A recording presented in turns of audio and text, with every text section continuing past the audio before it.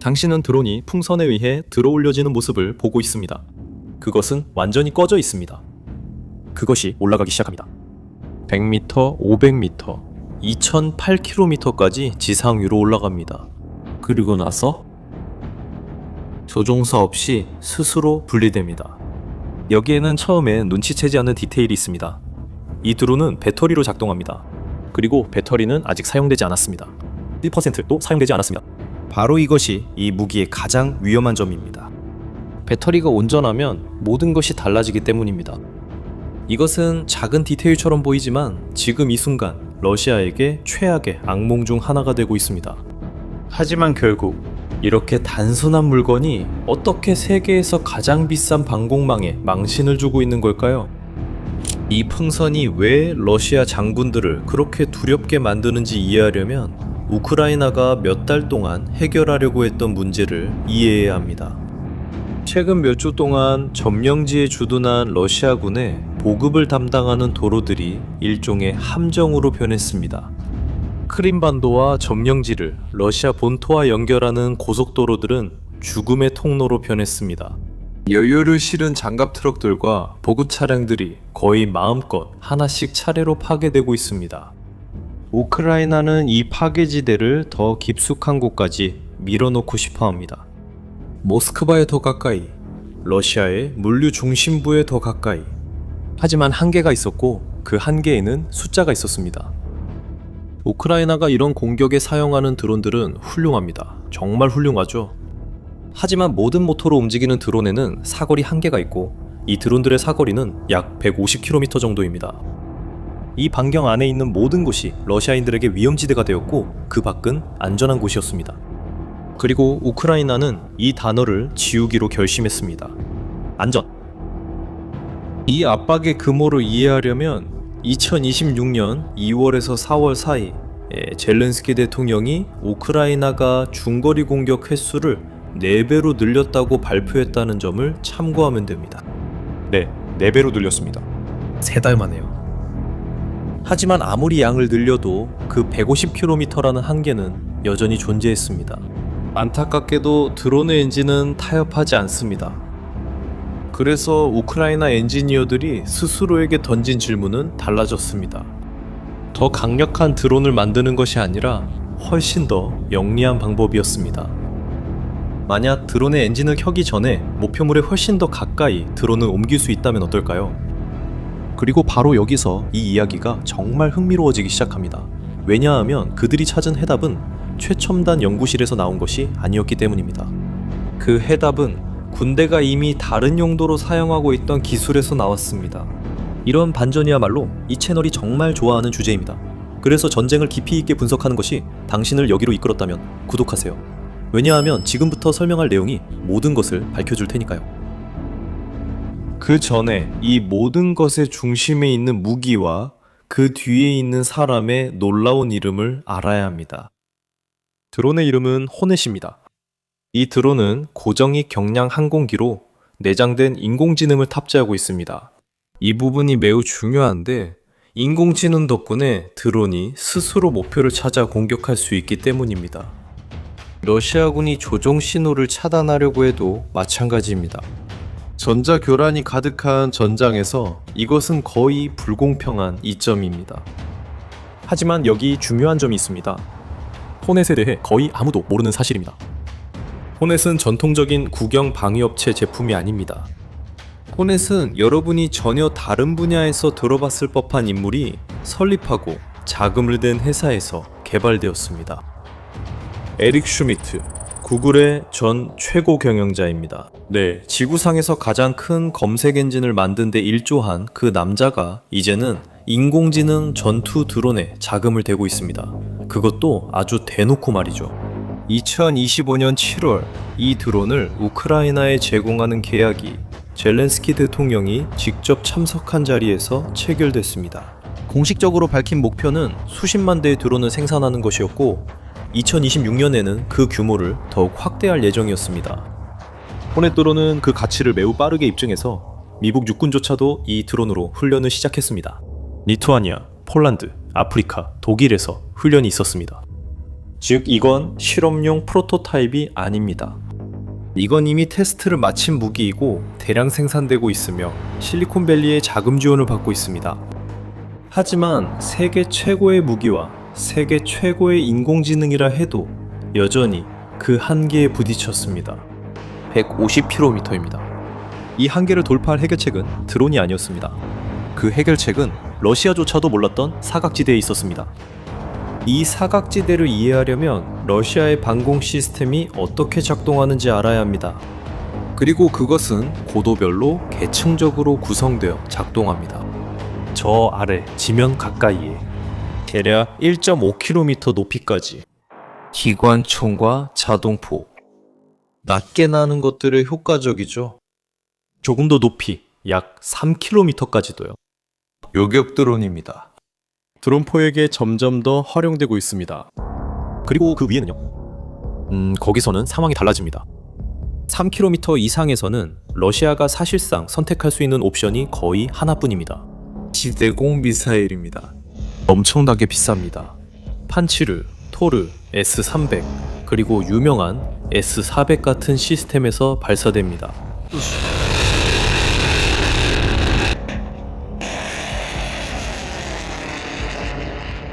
방금 설명한 내용을 보세요. 아래에 값싼 무기들이 있습니다. 맨 위엔 매우 비싼 미사일이 있습니다. 하지만 각 구간 사이에는 빈 공간이 있습니다. 저렴한 무기가 닿지 않고 수백만 달러짜리 미사일을 쓰기에는 터무니없는 낭비가 되는 고도가 있습니다. 빈 공간이죠. 세계에서 가장 극찬받는 방공망 한가운데서 말이죠.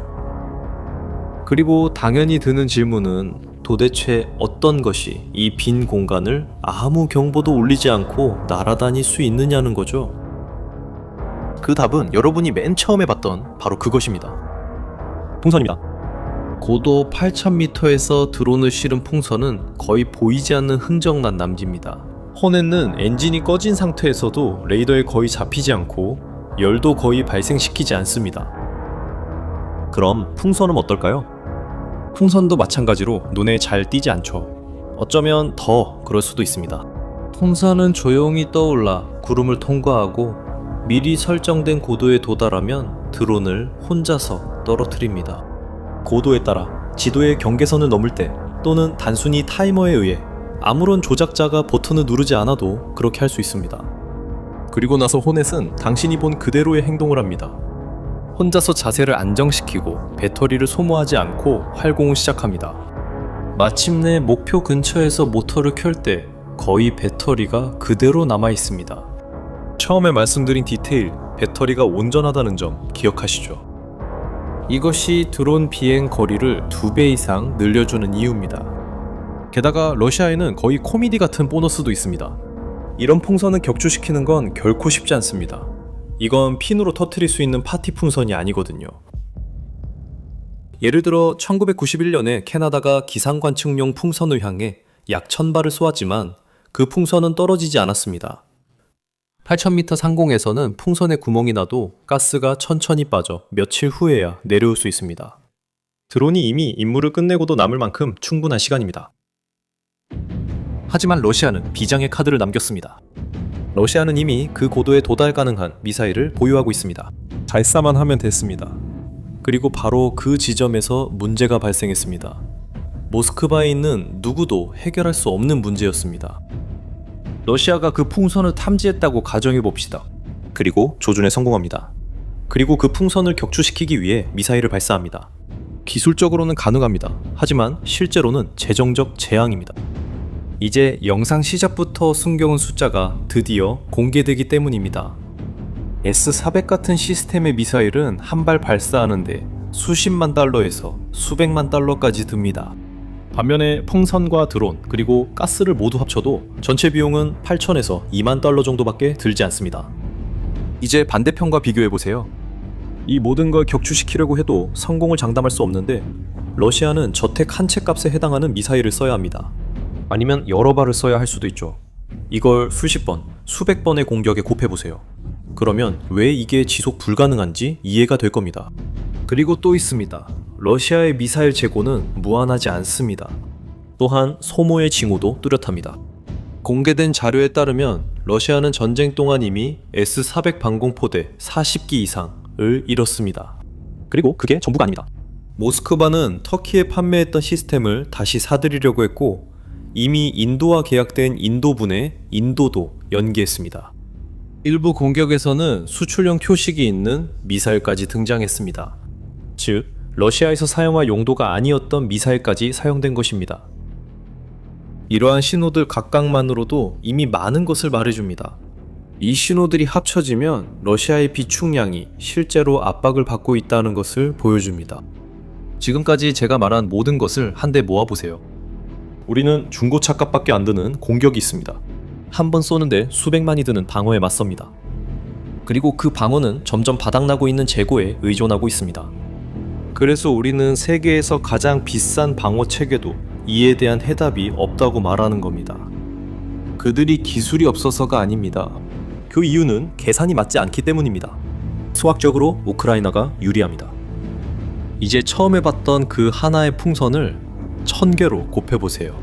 우크라이나가 하늘에 띄우는 규모가 대략 그렇기 때문입니다. 2025년 말부터 1000개가 넘는 풍선이 다양한 목적으로 러시아 영토에 띄워졌습니다. 그리고 이제 호넷을 탑재한 변종이 등장하면서 안전해 보였던 러시아 영토의 모든 킬로미터가 더 이상 안전하지 않게 되었습니다. 그리고 이것은 이론이 아닙니다. 호넷은 이미 전투에 투입되었습니다. 지금입니다. 우크라이나 국가방위군의 아조프 제1군단은 이러한 드론이 러시아의 보급로를 체계적으로 공격하는 데 사용되고 있음을 확인했습니다. 그리고 조종사들은 최전선에서 최대 160km 뒤쪽까지 도로를 순찰하며 점령된 도네츠크 시상공, 즉 전선에서 50km 이상 떨어진 곳까지 비행한다고 말합니다. 6월 10일 같은 부대의 드론 26대가 마리우폴 항구를 공격했습니다. 그 결과 현지에 정전이 발생했습니다. 연료 탱크, 변전소, 레이더 장비, 심지어 관제탑까지 타격을 받았습니다. 단 한 번의 공격으로 그 도시는 물류 중심지로서의 상당한 영향을 잃었습니다. 그로부터 닷새 전인 5일에는 크림반도에 물자를 공급하는 철도 노선이 공격을 받았습니다. 그리고 반도 주요 군사 경로 중 하나인 노보로시아에서는 러시아의 교통량이 급감했습니다. 감소율은 무려 71%에 달했습니다. 그리고 이 모든 것의 누적 효과가 뭔지 아십니까? 2014년 러시아가 반도를 점령한 이후 크림반도에서 최악의 연료 위기가 발생한 것입니다. 그리고 거의 약점을 인정하지 않는 크렘린도 이 문제의 심각성을 공개적으로 인정할 수밖에 없었습니다. 그리고 지금까지 여러분이 본 이 모든 것은 드론으로 이루어진 것입니다. 그리고 풍선은 그저 다음 단계일 뿐입니다. 이 풍선들은 같은 호네트를 훨씬 더 깊숙이, 훨씬 더 저렴하게 러시아가 손이 닿지 않는다고 생각했던 목표물까지 보내기 위한 해결책입니다.